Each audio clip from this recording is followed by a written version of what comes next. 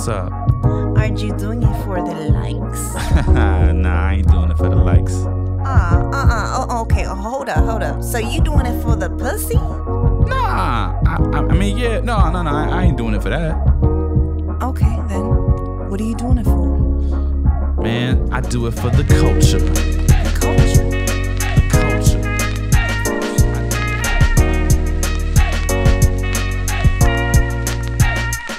How was it? I didn't want basketball to be my only source of income. Okay, wanted to make sure I had something to fall back on. You did take the backup plan thing serious. Right. Of course.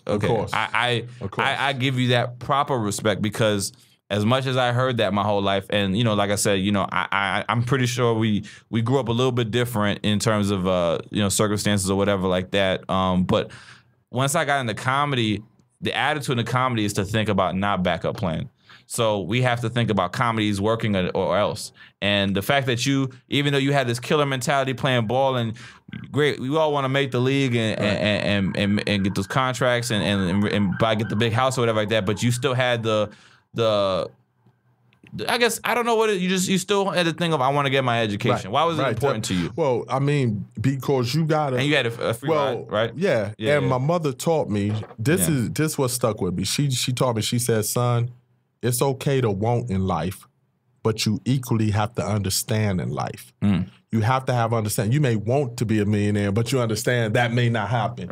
You may want to do, but you had that understanding. And the reason why she said that was so important is to have that understanding. Is because it lowered the shock value. Okay. It lowered the devastation in case it didn't work out. Because so many people want so much that they disrespect the understanding aspect of it, and they're devastated, and they this and that. That's because you didn't apply. You disrespected understanding, and you didn't apply. You don't dread on it, but you didn't apply that understanding to your want, and they're equal.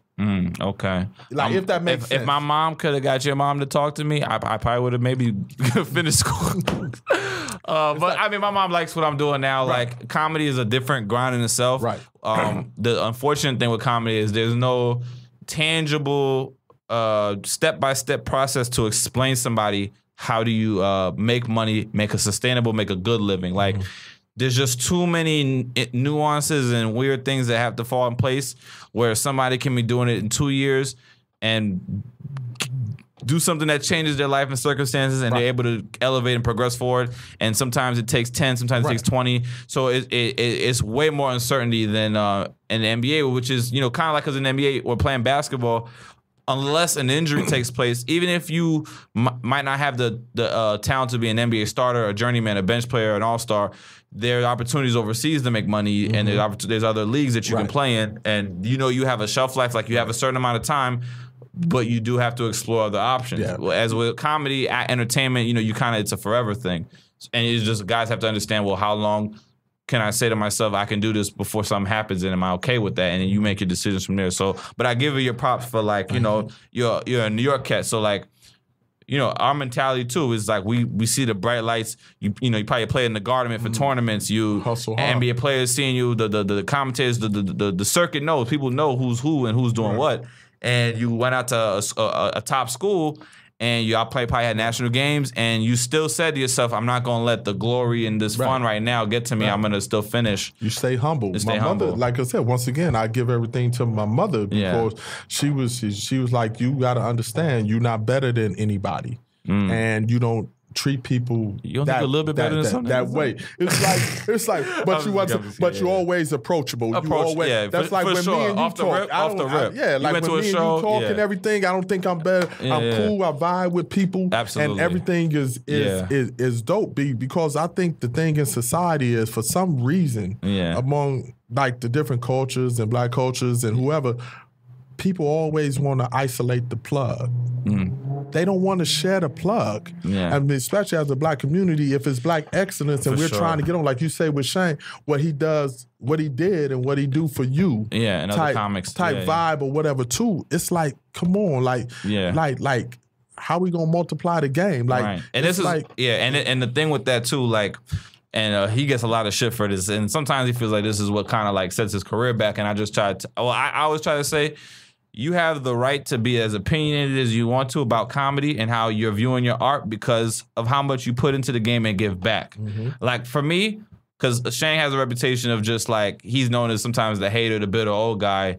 And because when he sees something that he doesn't think is funny or doesn't like, he goes off and he writes on his Twitter, writes on Instagram, he'll have conversations about it. Right. He just can't let shit go. Right. And I'm like, it's okay for him to think something not funny. And I would never, when somebody's talking, trying to shit on him, I'm like, yo, he can talk what he wants because he's helped. He makes a difference in the community. Maybe you don't see him having sitcoms and movies and shit like that, but like in terms of when cats needed work, when they coming out here to get on, when they first come out here, when they live out here, he'll give you a bunch of rooms, how to get in these rooms. He vouches for people. He gave people a couch on his floor. And those are the things that matter. That's dope. Like, it's not just because this comic is the one that's on TV everywhere and gets all these accolades, so and get all the praise, it doesn't mean that he's better than what's out here still doing their thing. Like, you know, so there's sometimes people don't know how to separate that, and especially because comedy is such a subjective thing.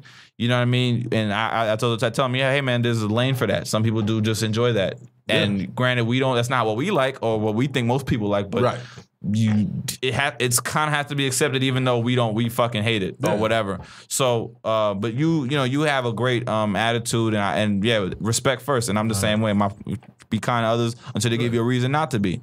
You know what I'm saying? I can give you a front as my respect until you give me a reason. Like, well, I don't fuck with you. BX, we don't have a problem with a problem, baby. That's classic shit right there. Right? We don't have a problem with a problem at all, right? So, I really dig that. So you played in Iowa.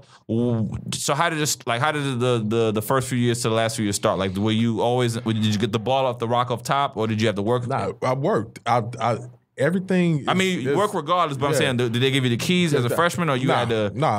How was that? It's working and understanding what it is. Okay. I mean, and I understand people pay their dues. Yeah. And I understand the reinvent thing. We talked about reinventing yourself. Yes, sir. And you get that time to go at it, and you just work and work. And right out of college, I didn't make the NBA. I didn't. Did you? So I had to go overseas and.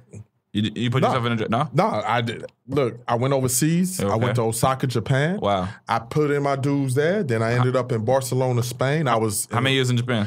I was in Osaka for 4. How was that? 4. It was cool. Beautiful. So right? let's do the timeline. So you're about 22 to like 26? Right. Okay. So it was like, excuse me. About that range there because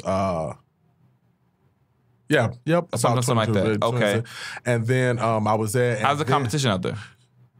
It's a lot of little dudes out there. So you was cooking them? But with us, like, with us, like Americans, they only allow you to have 2. Oh yeah, only two per team. We don't want to have too much. We need you to. It's like, but it's, I don't know why I did an Asian accent. I'm sorry, all my Asian fans. My bad.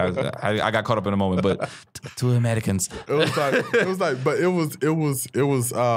it's like the work that you put in, and just on the side note, I have to say this, right? Because I got to be real with it. Keep it a buck. My sister, right?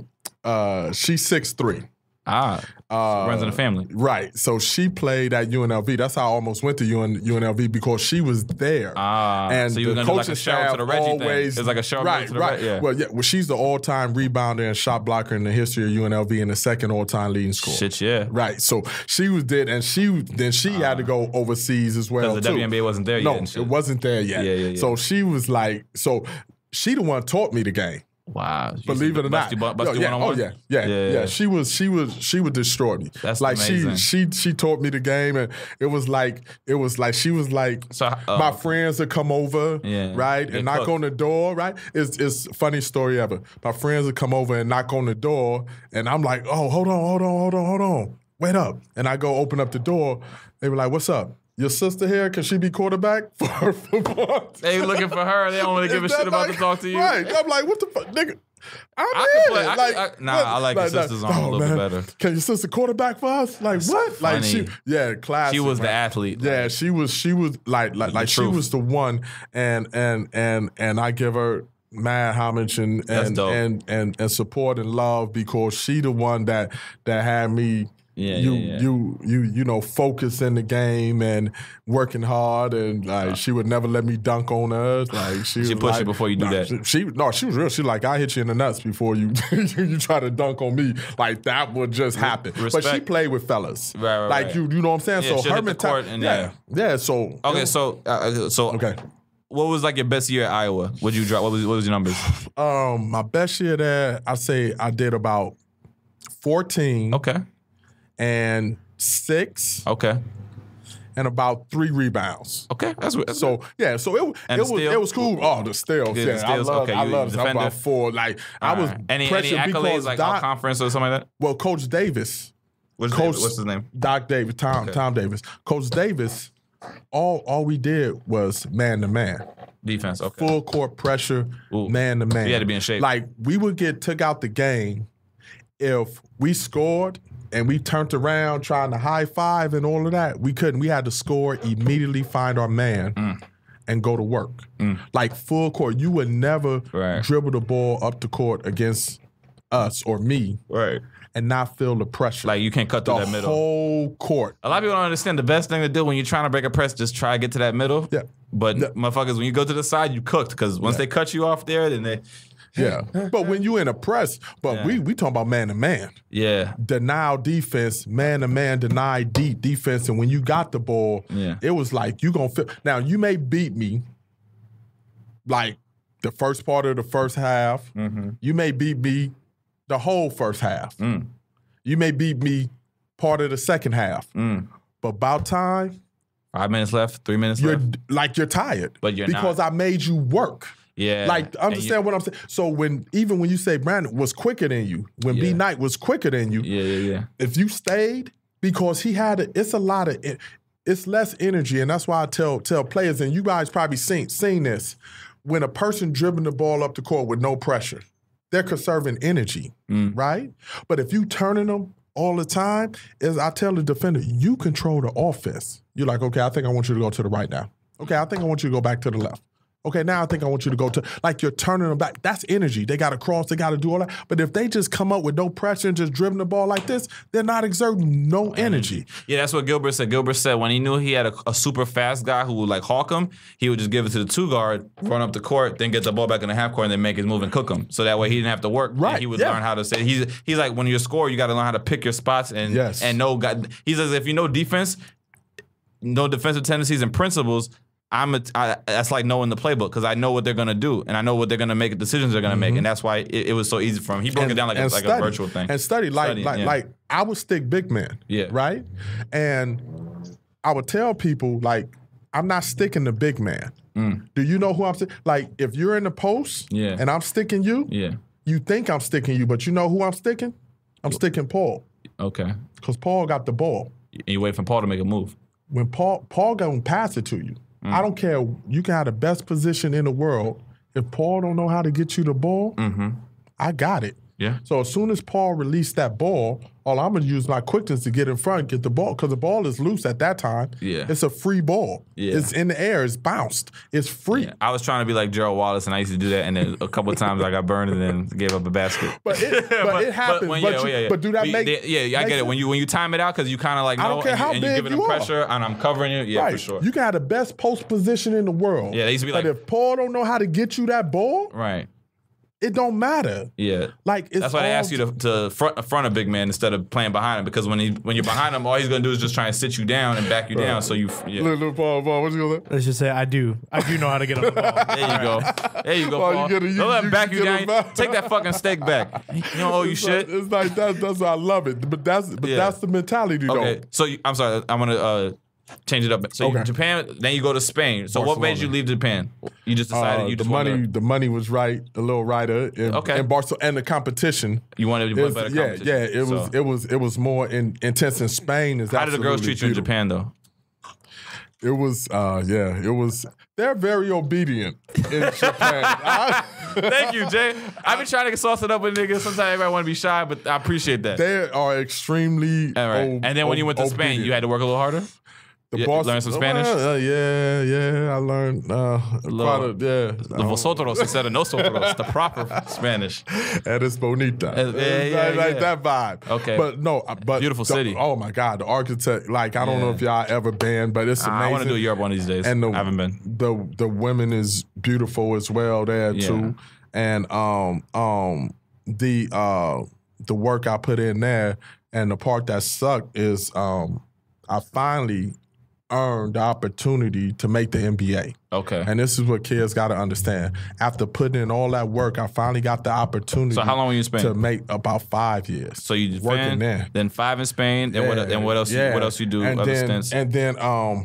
then after that, I wanted to do the CBA to try to get that popping and everything. But I finally got a chance, and when I finally got my chance to get invited in a training camp, I tore my meniscus and ACL. Damn.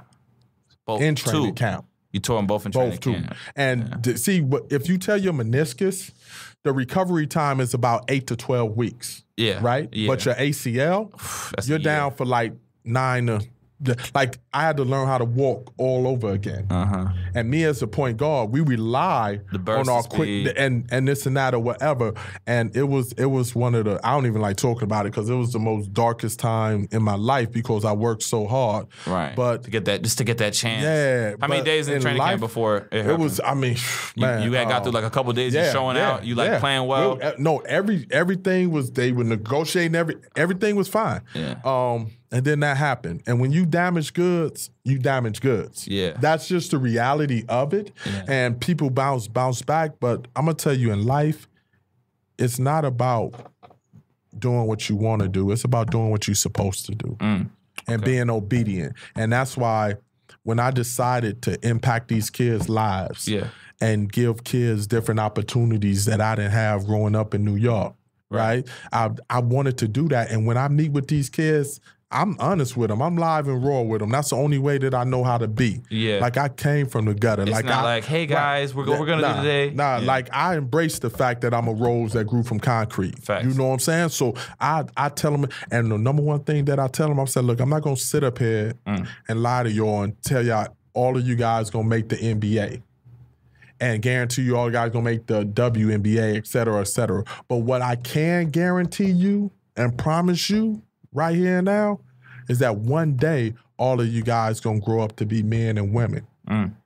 So let's focus on the life lessons too. Okay. Let's focus on that aspect of the game and understanding that it's in the best interest for me to also teach you how to be respectful. Yes. How to focus. Yeah. You know, and be courteous to people and be kind to people. Right. And everything. And that always been my life from that standpoint of understanding to help people and be able to give back. And because ultimately, to be real with you, Nick, I just feel like God blessed me, so it's only right to bless others. That's why I do what I do. And that's why everything is like so important to me. Yeah. And I try not to put myself in energy of negativity. Right. To be honest with you, and people ask me like all the time to this day. My man just asked me last week. He was like, "Yo, Jay, why when things is going on and chaotic and bananas, you seem so calm, cool and collected? You just like." And it's crazy going on right now. And I tell them because I understand the power of choice. And I think that's the number one thing that people don't understand in life is the power of choice. Facts. Like, I made a choice and I made a decision. And do you know what that choice and decision was for me? I chose. I said I'd rather be in peace than pieces. Okay. You know what I'm saying? Yeah. Like, I'd rather be in peace than pieces, right? So it's like once I made that choice, I'm telling you, Paul, everything fell into place. Shit don't matter after that. Everything fell into place once I don't have to jump on stage and act a fool with you. Yeah. I got a choice. I don't have to sit up here and engage in this energy. I have a choice. And that's what I try to convey to people. And whether it's people from the hood and they're like, don't let a temporary emotion put you in a permanent situation. That's how people end up in jail and prison. For sure. It's going to subside. It's a temporary emotion. It's going to subside, right? Yes. And that's the real talk about it. And I just talk real to the kids and let them know exactly what it is. You know what I'm saying? And it's just real life. And I think it's our responsibility, myself, yours, Paul, to impact people's lives. Yeah, I mean, you know, when it comes to comedy, I think me and Paul get out of that. I mean, people do stand up or, you know, entertain for different reasons. I know for me, my biggest joy is seeing the laugh, seeing the smile, like me being silly, me being engaging, me being myself on stage, me being like vulnerable, you know, transparent, not afraid to talk about, make fun of myself. Like, you know, you was there at the show and I had this bit I was doing. I was talking about how I was having sex with a chick and a booger came out my nose. And like I'm just not afraid to like talk about myself and seeing people laugh, seeing people have a good time. It makes me whole because like, and with me, I view my funny as like a power. Like I feel like if I lose my sense of humor, I'm damaged goods. Right. Like I lie to you not. If it got taken away, if something broke my spirit so hard that like I felt like I don't give a fuck about making people laugh, shit or whatever like that. And we go through it little bits here and there when the business depresses us or whatever. But like if I lost that, I'm as good as gone. Right. So I get a joy out of making people laugh. I get a joy out of making you know, the attention, the energy that feeds me too. But like I giving back and impacting people in a way when they tell you, you know, it happens every once in a while where somebody tells you, you know, they got news that their person was sick or they lost a family member or they lost a husband, something happened to their son. I hadn't really gone out and done anything, and then I went to a show and you guys were so funny, or the way you talked about your grandmother made me think about my grandmother, how I used to, and how I missed her, and things we did together. So when I get stuff like that from people after shows, that feels like amazing. Yeah, you know what I mean? you got to understand your power. You two are in position that what y'all doing for real, and I hate to put it like this, but I got to be real with y'all, probably save people lives. Yeah. You know what I'm saying? People can come to your show like, I was about to do something stupid. Yeah, I'm about to go home after. I figure I'd come and see this, and afterwards I'm going home to, you know, shut it, take pills, do whatever the case may be. Yeah. And what you said saved my life. Like, y'all got to understand that responsibility when you hit the stage. For sure. And I feel like if you think like that before you go out, like, I think it's a different mentality. Like, it's a possibility I may save somebody's life tonight. So I got to make sure. Yeah, I hit that point. And we lose sight of that because I mean, I know I do. I'd be very selfish about comedy sometimes. And I'm thinking, because once you learn about how it's a career and a business, that shit just drains in a way, it drains your spirit. And you have to keep it in the perspective of still having fun, even though you have all these other things that are keeping you from really enjoying it to the most or to the max. But when you are, like you said, you're impacting people's lives in that way. And when you think about that, when you put them first, it does become more gratifying. And I think all comics look for is that we just want you guys to feel great. Right. And we just want to make a good living while doing that. Yeah. You know what I mean? Yeah. And not all of us are chasing like fame and being a superstar or whatever like that. But because the business of comedy is so dirty, it really, it breaks your spirit, man. I heard there are some of the most talented, funny people out here with bitter souls because of what the business of comedy has done to them. Even if they can make thunderous rooms of people like go crazy and hollering with the stuff that they spill. So I mean, you know, I try to keep that spirit and positive and light and humbleness. And I think, you know, Paul is a very humble dude, good guy, and you know he's growing too and hitting them stages hard. So man, I feel you on that spiritual level, on that connected level. That's what it really is, should be, it's supposed to be about. Yeah. But it's funny because it's such a personal, selfish thing how we have to be good. Right. It's really like a happy medium. So, but it's also about that understanding, though. Understanding. What the understanding, like I give you an example. I bless the name of my nonprofit foundation is Teach One, Reach One Foundation, right? We've been around since 2009, right? And I bust 100 families that never been to an NBA game before, right? That's and amazing. I got them tickets, and I took them to meet the Clippers because my affiliation's still with the Clippers. And they first. We going to Clippers games this year? Yeah, word up. Word up, right? They first. Yeah, got you. So, but I took them to meet the players. They got T-shirts, pictures, and everything as well, right? Shit for them. So they never been to an NBA game before.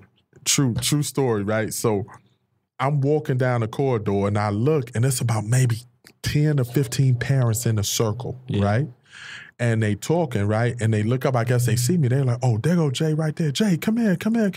So I walk over there, right? Yeah. And I'm like, hey, how's it going? He said, oh, we was just talking about you. We wanted to ask you a question. And I'm like, okay. like, is that, yeah, right? It's one of those vibes. She said, we was just over here talking, and we just wanted to know, like, why do you do so much for us? Why do you do what you do for us, right? Mm-hmm. And you know what I told them? I said, because one day my life is going to flash before my eyes, and I just want to make sure it's worth watching. Wow. You feel what I'm saying? Deep. And that's that's the same for y'all, because one day your life going to flash before your eyes. You don't want to be, oh, Lord, I don't want to see that. Yeah. Like you know what I'm saying, Paul? Like, you want to make sure it's worth watching. It's hard because, like, we do, like, hundreds and hundreds of shows. Like, since I'm doing comedy since I was 18, 19. I'm close to like 9 years now, and done hundreds of shows, and I'm, as long as I'm gonna be alive, I'm gonna be doing it on stand up until I can't no more. Right. And you just sometimes you lose track of all the shows you've done, and when people have to remind you of this time in this city, and you don't want to sound like shit you don't know, but you really don't know because you've done so much. You're moving so much.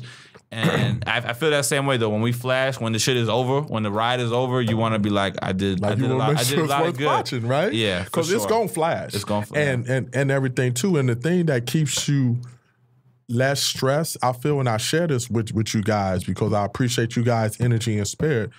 The thing that makes you feel less stressed and give you a little bit more peace of mind and understanding, moving forward, and to your listeners, is to understand this. You have to understand society. And this is the thing you understand about society, and this will help you guys a lot, I promise you. Understand that in society, people are a lot more willing to look out the window than at a mirror. I'm going to run it one more time. Okay. People are a lot more willing to look out a window than at a mirror. They're a lot more willing to look at what other people are doing and put, ooh, look at them, instead of looking at themselves. But no, look at you. Right. What are you doing? Instead of looking at what they doing, what are you doing? Yeah. And point, like, once you understand that part of the game, everything else kind of falls into place too. Like, okay, but so when the hating come, it's like, no, you understand. People are a lot more willing to look out a window than at a mirror. And you definitely in your mirror. Have to. I gotta stay in the mirror. Let me ask you this though, right? So the way you bless these kids with the chances to go to games, and you teaching them basketball, you teaching them focus, discipline, things that carry them into adulthood. Do some of their moms bless you? It's a for helping out their son. Honestly, like it's that lane, that industry. A couple times. It's a cold game. Okay. No, it is, but I tell you why. Yeah. And as sad as it is to say, a lot of the time the fathers is not in the home. And the parents are raising these kids. These moms are raising their kids on their own. Okay. And sometimes the kids or the sons is I'm sure they got $10, but they still want to bless. No, but listen though. Okay. Sometimes you know the kids don't necessarily listen to their mom. For sure. And respect the fact. And sometimes mom like, I don't know what I'm gonna do with him, except so for them to come across a stranger, and be like 2 feet on the line. Yeah. Hold your basketball. Means the world. Don't dribble. This and that. I need you to go over there. And they're moving. And they're excited about coming next week. And listen, no talking. And they quiet. You know what I'm saying? Sometimes women find that attractive. Like, wait a minute. Like, they go from seeing coach to stepdad. Like, wait, my son is listening to you type vibe. Like so why don't you come over for dinner? Like, why don't you let me cook dinner for you? We appreciate. Like, they see that, but it's understood because if if their son is not, I never see my son respond. My son don't talk to nobody. My son don't really listen to nobody. Or it helps. But they respond to you. Yeah, I grew up single moms too. I mean, I'm cool with my dad, but my dad, he's lived in Haiti for most of his life. Like whatever. So, yeah, it was my mom, my grandmother. Birthday, right? Yeah, it was his birthday. I wished him a happy birthday. I spoke to him. Happy birthday, Pops. Yeah. So my mom, my mom didn't play. I used to get the belt. I used to get smacked when I talked reckless in front of my friends or whatever like that.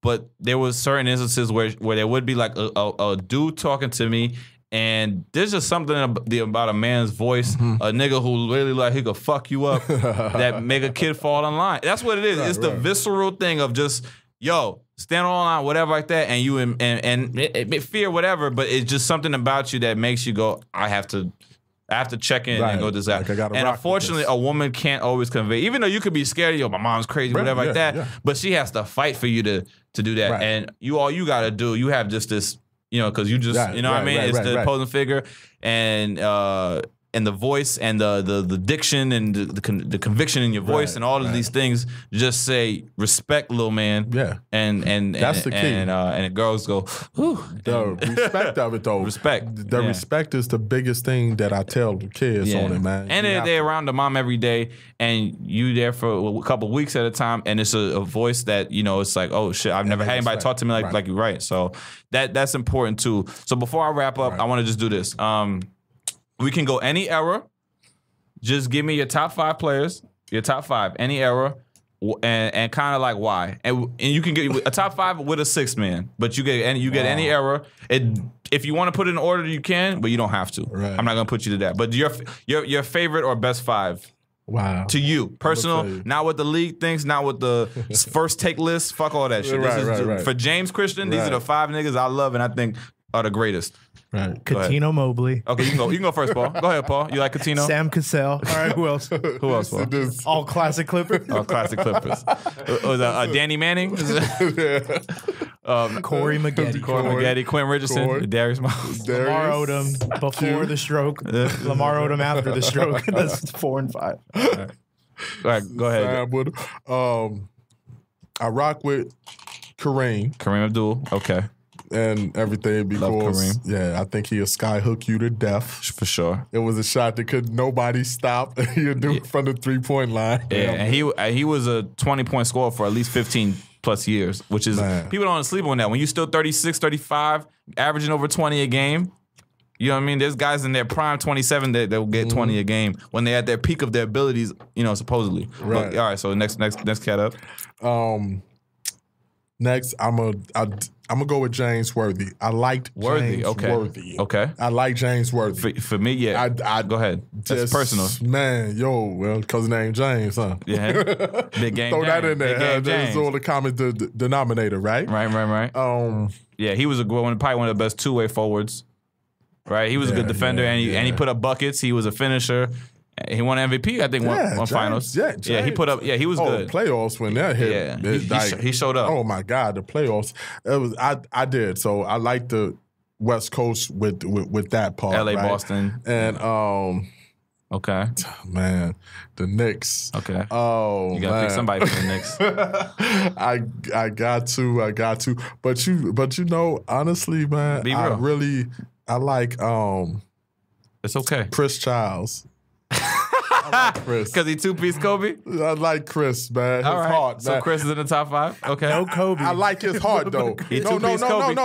No. But I like Chris because his heart. He was a tough player. Yeah, Chris Hart was right. He guarded full court. He put the pressure on. Yeah, I like Chris. All right. That's your list, man. No, I do rock with Cole. I will. Cole definitely. So Cole is a top 5 for you? Okay. Yeah, definitely. That's 4. Definitely Cole is and Mike. Okay, Mike's 5. Right. Gotta go with Mike. And my 6. Who's your 6 man? Oh, wow. That's it's your bonus guy. This is like any era, whoever, just for you. It worked for Jam. For me, Kaman. Done. You was so mad. You so loyal to your Clippers, dog. I was so mad at Chris. Dominique Wilkins for half a season. Dominique, it's like, man, world be free. He played on the Clippers too. Yeah. He was the next 2 for a little bit. And who would you go with? Oh man, that's tough. I like the guards too. I'm look, and this may sound bananas, but between KJ, Kevin Johnson. I have a comic friend. He loves Kevin Johnson. Like he was like, yo, he has like all of Kevin Johnson's statistical comparisons, whatever. He was like, yo, there was a time where KJ and Magic, he was the only point guard averaging 20 and 10 for like, I think he did it like 3-4 years.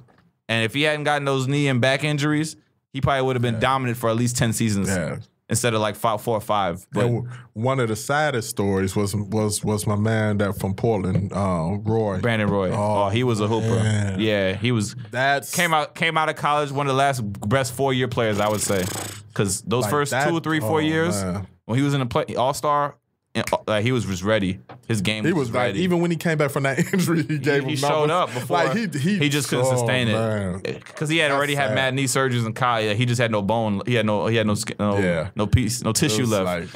But he was Brandon Roy was dope. I think. But KJ was like one of the first of those point guards. He gave you everything. He had the bounce, the shooting. He can get you off the dribble. He can pass.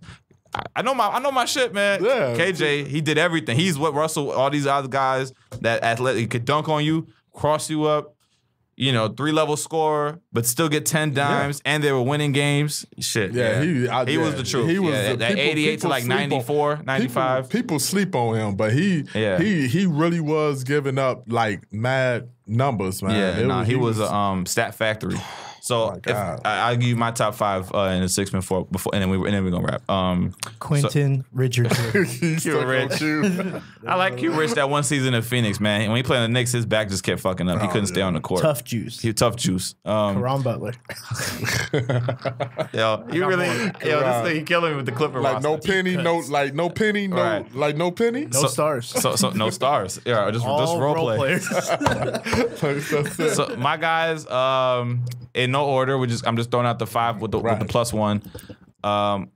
Isaiah Thomas. Yep. I tell you why, right? The only dude, and a lot of people sleep on this because they give him slack because of his scandal shit and him not getting along with Michael, but he's the only motherfucker that beat Michael in his prime, beat Larry in his prime, beat Magic in his prime. Point guard, the best player on the team, beat the 3 best of they arguably any era. Right. And he never got the credit for that. But he beat all those guys in their prime. He didn't catch them when they old, didn't catch them early. He got them all there when they were like at the peak of their shit. And I read, reading this story, toughest cat from Chicago, killer, bark at anybody, didn't give a fuck, was scrap with anybody.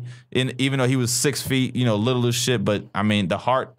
And when he stepped up big time, and the ankle game in the finals, man, seeing him there, and when you watch his mentality, man, like I could watch a Isaiah clip and then the numbers, when he was wanting to get them stats, he can get 20 and 10 also. And then when he learned how to slow it down, because the Chuck Daly and the bad boy shit. So Isaiah Thomas is there for me. I love Vince Carter. I love Vince Carter.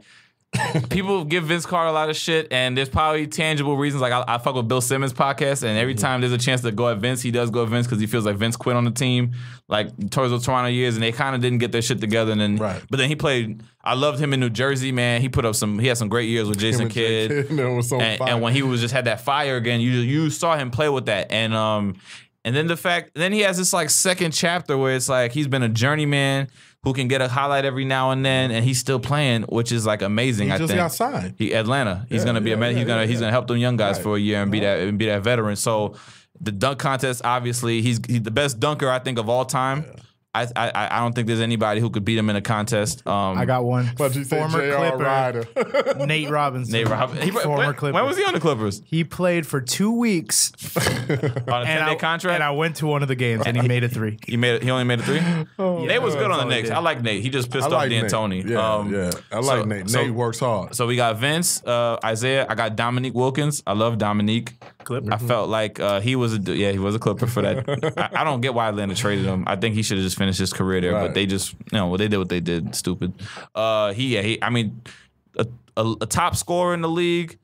I felt like he never had the pieces around him to really go at it with Detroit's and the Chicago's and the Boston's. He gave Boston that 7 game in '88, and he was going right there with Bird. You know what I mean? I have friends who would give me shit about Dominique because they were like he never really played D or whatever. But I mean, Dominique brought it every night, man. You dunk on your ass. You dunk on your ass, and he was a 25 point per game career scorer. Right. And I love what he emphasizes anytime they ask him about this shit. It's like, look, man, I can dunk and I was athletic for sure, but you can't score 25 points a game for your career on just dunks. Right.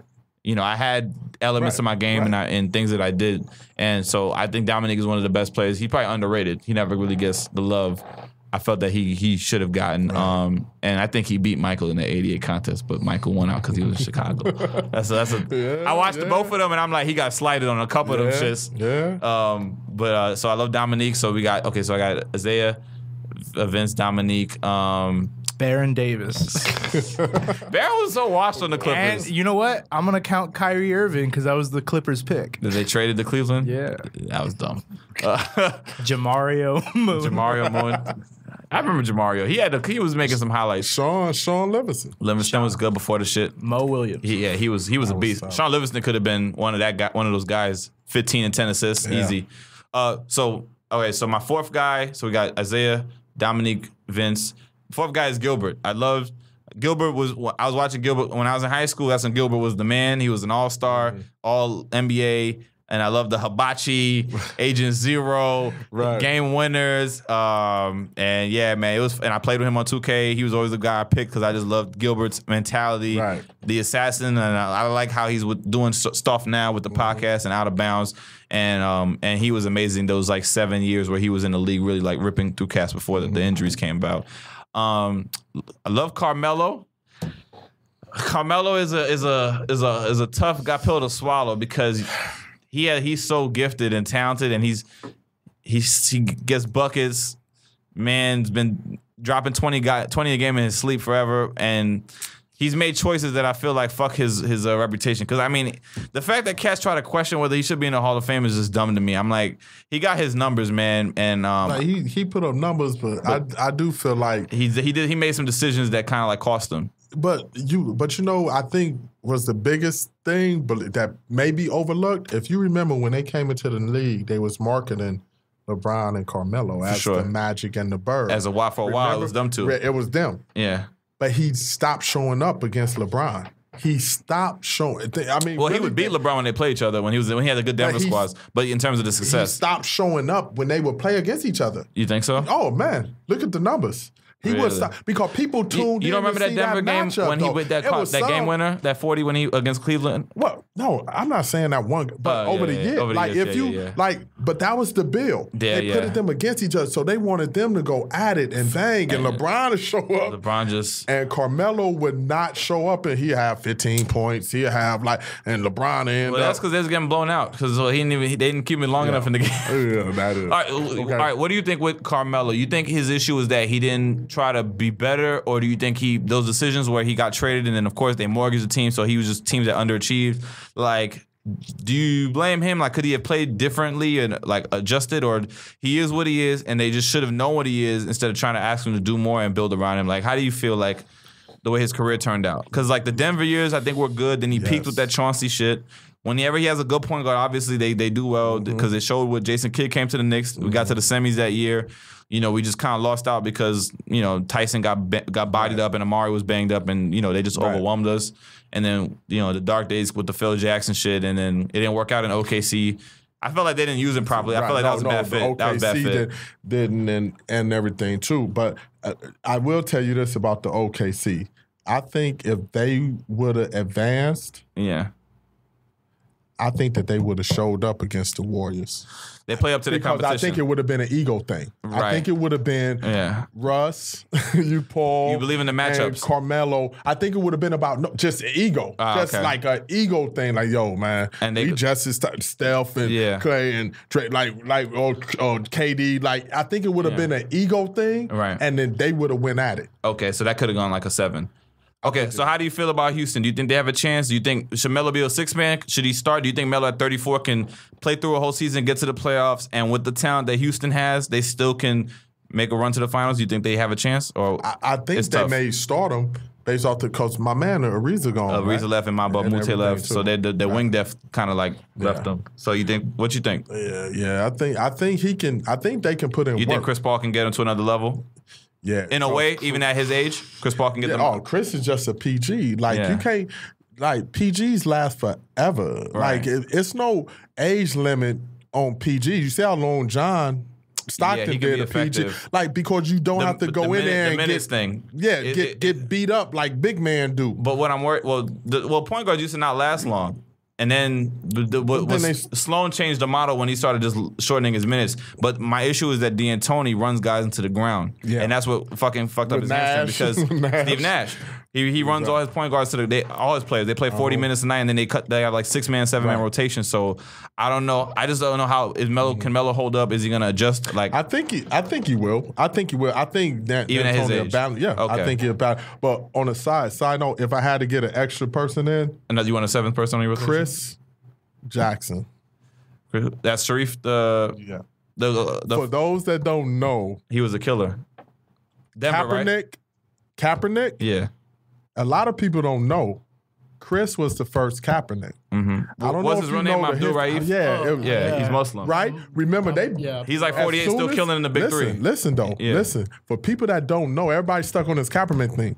The NBA kind of did the same thing to Chris. Back in the day. Because Chris refused to stand for the national anthem because he was Muslim. Right. And he was done after that. Yeah. He was a baller. You talking about somebody that was giving you 50 in NBA games. And a point guard, a shooter, yeah. Tell him though, Nick. You know what happened was Phil Jackson brought him up to light because Phil Jackson, when they talked about Stephen Curry, they said, who does Stephen Curry remind you of? And Phil Jackson mentioned him and people were like, what? Like, who is this guy? And then people looked at the footage and they looked at the stats that he was putting up in some of the games he had and they were like, whoa, like Phil knows what he's talking about. That was like some of the proof that Phil still knows what he's talking about. Yeah. It's just, but that situation with the Knicks was just so shitty. But that put the light on him. And then when he played in the big three and he's cooking these guys at 48. Yeah, but Chris was, you don't want, but people don't understand. He was the first to take a stand and actually got banned. Yeah. Lost with his no career. teams because of that. Right. Nobody didn't know that. A lot of people don't know that. Yeah, they think it's just Kaepernick and what happened with Yeah. No. Yeah. That's crazy. For my 6th, just to wrap. Razul Butler. Russell. Yo, R.I.P. Russell. Rest in peace. Right. He was a nice dude. I met him in the Aventura Mall. And he was just really cool. I was like, yo, you Russell? He was just, yeah, what's up, man? I said, hey, man, you've been putting in work, man, and you always been a solid player. Like, you know what I'm saying? Miami. Like, you can stick in the league with that. You got that jumper was money. But my 6th man. I meant to say Lamar Murray. I knew it was Murray. Elton Brand? Where Elton Brand at? Elton was the truth too. Glenn Big Baby Davis. Fuck. I like Big Baby because he called out Doc Rivers' son. But Elton was the real deal. I will tell you this about that. That was one of the best trades, even off trades that I ever best trades that I ever seen. When Elton left and they brought in Zach. Oh, and talking about in 08 or whatever, when they traded him, okay. When they brought in Zach, if you remember, Zach put up the exact same numbers that Elton put up. And Elton went there and put up the numbers the exact same. It was like a even. Yeah. And that's the same year that Baron Davis came over. Right. But Elton, was that before Baron the knee or mad after? At Elton because of that. Was that before the knee or after? Was that before the knee or after? Because it was a difference in his game once he had that knee injury, though. Well, that was it was. He still was in his prime. Yeah, because they put up that 2010. No, because we had the Knicks. The Knicks had Randolph, and then we traded them to the Clippers. So Brand was gone before that. No, it was because I remember because when Donnie was for each other. Nah, Brand left in free agency. Brand signed. He signed with Philly. With Philly. And Zach came over. We traded Zach because that's when we had the rebuild that Donnie Walsh. They played Zach played like 10 games and then Donnie traded him to the Clippers. And we traded for Mobley and like 2 other cats. And we got rid of Zach when Blake. And that sparked that rivalry. Zach was a knucklehead. He was. Yeah, at the time. But he'll put up numbers. He was 2010, guaranteed. He was like Cousins. Yeah, he was the DeMarcus of back then. Yeah. And then they found his ditch with Memphis, and then they slightly smaller, but right. But yeah, he had games. Zach had games. So my 6th guy. Sorry. I mean, it's hard to put a 5. Jordan, I love Jordan too, but you know, so I guess we'll go into 7. I fucks with Will Chamberlain, man. Yeah. I read his book, the autobiography. With everybody was nigga, over 10,000 chicks. He said he never dated a chick longer than 2 weeks. He used to just get their numbers down, never kept shit up. He was the most in shape motherfucker ever too, because people don't understand he was a track star. And when you look at his minutes per game, he was playing like 45, 48 minutes a game for like 10 years before he shut it down. And he made the conscious decisions to switch his game from scoring to passing. So in like year 7, year 8, when he's like on Philly, they convince him, try passing the ball because maybe guys are more involved. We might be able to just spread the scoring out instead of you dropping 40 and then losing because we're at the end of the games. The games are close regardless, but he started shifting, and then he got so good at passing, he led the league in assists. And he would have had the scoring title if he had just kept scoring his whole career. He sacrificed that. So when people put, Jordan or Kareem, I'm like, it's only because Wilt decided not to. Right. And the best stat of all, when he died, no STDs. Yeah, to slay all that pussy with no STDs. I mean, at all. I mean, that's the goat. If not, now Oscar Robertson. Oscar too. Because everybody talk about how he averaged a triple double the whole season, but nobody's talking about over 5 years. If you but nobody's talking about the seasons that he missed by one. Yeah, it was like a 0.6. It's like motherfucker. Nobody's talking about all those seasons that he. Yeah, Oscar's your OG legend. Okay, so Will's my OG legend. Right. And George. So I mean, shit. I could talk about basketball for days. I know we over our time. So tell people where they can find your site. What you got coming up, events. Right. This we're gonna put this out Thursday or so. So just if you want to just tell people where can they find everything and support. Yes, definitely. If you guys enjoy hearing me and enjoy what I'm doing and blessing people, my Facebook is D Up Basketball, DUP Basketball, and my Instagram is D_up_basketball. So please follow and support, and you can learn a lot about what we're doing and information on it. And we would definitely appreciate all the love and support with you guys helping me bless these kids.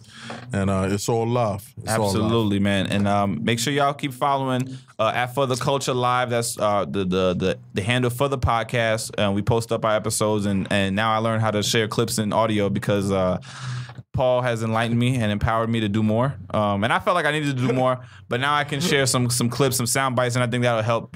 So I definitely will take a piece of this and share. My Instagram is at Nick of Comedy, NICKOF Comedy. That's Instagram, Twitter, Facebook. This weekend, Friday night is my last night of the month hosting at the West Side Comedy Theater. So I'm the host at the West Side Theater in Santa Monica, the 8 o'clock show for Unnecessary Evil. And then I'm going to be coming out to New York and doing some shows in September. I'll talk more about that next week. But so Friday night, West Side Theater, Santa Monica. Please follow at Nick of Comedy, at For the Culture. James, thanks for coming through, brother. Thing? One more thing, man. One more thing. You got it. One more question. Go ahead. You guys. And this is for Nick. All right. This is for Paul. Go ahead. No cheating. No cheating. Right? How many teams and what are they in the NBA who nickname do not end in S? Wait, what is it? Can I get an example? Nickname not end in S? Lakers. Oh, okay. Clippers. Okay. How many teams do not? Yeah. And we can't count. We just have to put. Can I name them out loud? All right. Wait. No. Tell me how many you have first. Oh, fuck. I need a piece of paper, man. Not end in S? That not end in S. Do you want me to give you a clue? I can give you the number of how many they are if that helps. Yeah. Give us 4. It's 4 teams. I got 2 of them. The Thunder? Don't. Oh, sorry. You got to have it. I already had that. Okay, you got it. Once you got the 4, then you really, because you may say something that all right. Just let me know if you get 4. All right. This is a great basketball question. Man, hold on. I'm going to put a marker so I can edit out the silence. But I got 2. There's 4 teams in the NBA who nickname do not end in S. I got 2 now. And y'all gonna be mad when y'all hear them. I already got. I'm halfway there. Yeah.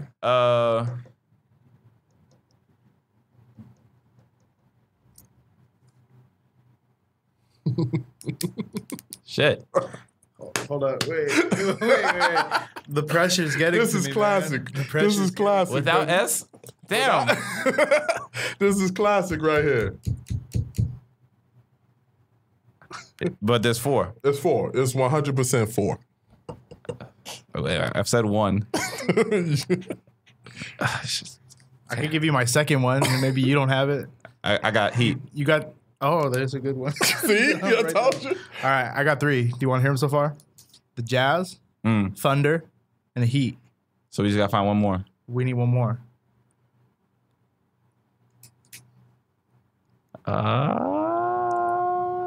And y'all so close too. Yeah. Let me see if I can get it next minute. Next minute. The Utah Jazzes. So y'all gotta let me know when y'all tap out. No. We're here for the whole night. we close to the finish line, baby.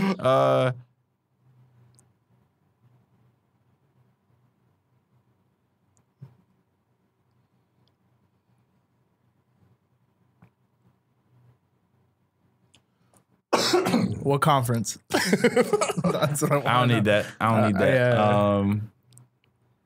Not You're the basketball guys. Come on. fuck. You do this a lot to people, don't you? You get a joy out of this shit. I usually give away NBA tickets for the answers. Really? Yeah. Oh, okay. So all right, let's get it, Paul. All right, you my mans. We going to the game anyway. Exactly. I got you. No. Damn. So Jazz, Heat, Thunder, and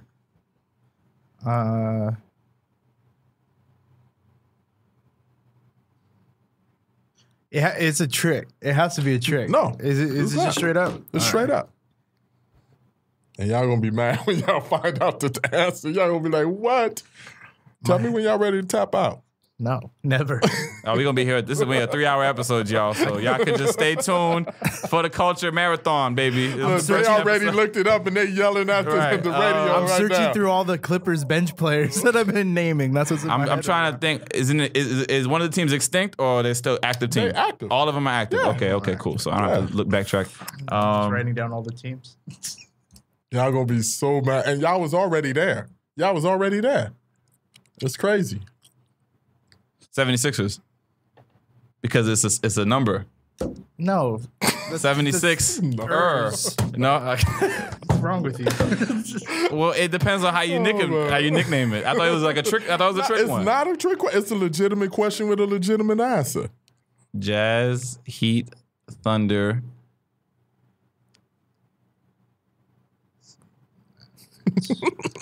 Rockets. Spurs. Hornets. Bobcats. Damn. Best question up. Shit, yo, you an asshole for this one, man. Maybe good floor seats, man. Damn. No. Timberwolves. I just went through that division like 3 times. How the fuck? Y'all gonna be so pissed.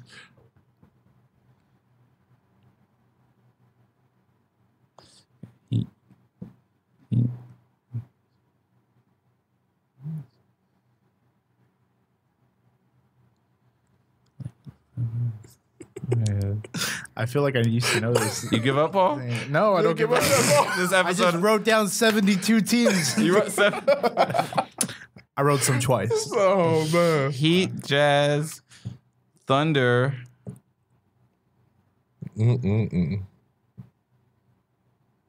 No, they end in S too. I thought I was say Knickerbocker. Oh shit. The Minnesota Lynx. Yeah, WNBA. That's what Lupo's WNBA. Liberty. That's classic. Washington Bullet. No. They had multiple. Oh Lord. Wait. All right. Just give me East or West. East. Okay. All right, that's the best clue we could do then. Yeah. Which is the same as what conference, which you said don't ask. All right.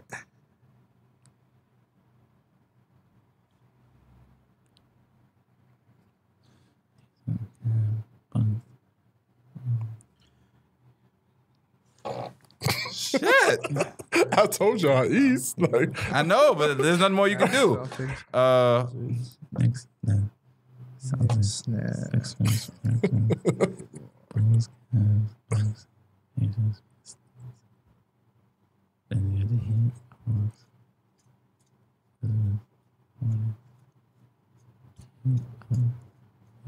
All right, I tap out. Hold on. Pull out.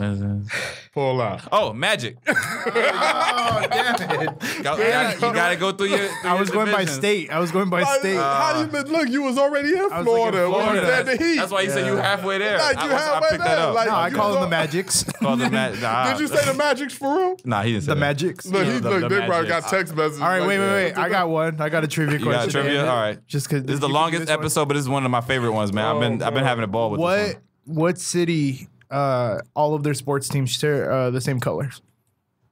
Do all of the sports teams share the same color? Yeah. There's only one? Only one team or one color? Like one state, one sports town. Like yeah, how there's only one city in there's the only country one city that has all of the professional sports teams. so with share the basketball, same- baseball, football, and hockey. Well, every sport that's in that city. Every sport that's and they share all the same colors. Yeah. Mm. That's a good one too. Yeah. This is the episode of silence. In New York, man, they all wear blue and that shit. Rangers got blue, Knicks got blue, Giants got blue. Those are different colors. The Red Bulls got blue. No, I mean like for the entire palette is the same. Oh, even the multiples are the same. Yeah. Everything. We can make this short. Tell me when you guys want to tap out. And they never currently or Yeah, currently. even with the updated jerseys because there's like 80 cities. They got city jerseys, alternate. Yeah. The current regular jersey. Yeah. I'll give you a hint. They don't have an NBA team. Oh shit. The Sonics, Seattle. No. The Seahawks don't have the same colors as the Sonics. There's green. There's And green in there. The Timbers. What are they? No, that's Portland. They don't have an NBA team. The city doesn't have an NBA team. That's why I went with That's Seattle. why I can't have it as your trivia. You can't say it to the kids. Right. Can't just bring up football. Vancouver? No. Doesn't have. All right. Oh, Vegas. No. It's just the Rams. That's it. There's one color. It's just the Golden Knights. Yeah. The Golden Knights and the Raiders. I tap out. Black and yellow. Pittsburgh. They're only. Steelers, Pirates. They all got the same color. It was just the Steelers and And the the Penguins. Oh, the Penguins. Black and yellow. Okay. That is. That's a good trivia question. That's facts. Yeah, it's That's all I brought to the show. And I don't know the answer to it. I mean, I know it's crazy, but one of the questions is, what days or how many days is something like how many I give days somebody or 2 minutes whatever, to give right? me the trivia that you gave. Yeah, I'm gonna do 2 minutes and then give me $5. But I'm gonna tell you, it's like, what are the days that there's no sports at all? There's a day during the week where there's never any sports. No sports. It's a day. It's no baseball. It's no hockey. It's no basketball. Oh, it's a holiday. It's no. Not a regular weekday or whatever. It's probably a holiday. It has to be. They No, never a holiday. play? They got games on games. Christmas. They got games talking about on Thanksgiving. A day during the calendar year where there's A no calendar sports. is no sports on that day. Like nobody's playing, and it's not like Preseason count? It's no sports on that day. All right. Oh, like you probably got to look that one up, Paul, because I don't even. March. It exists? Because I can't remember. It exists? It has to be in March. No. Paul, 'cause you got to be in Google March. that, man.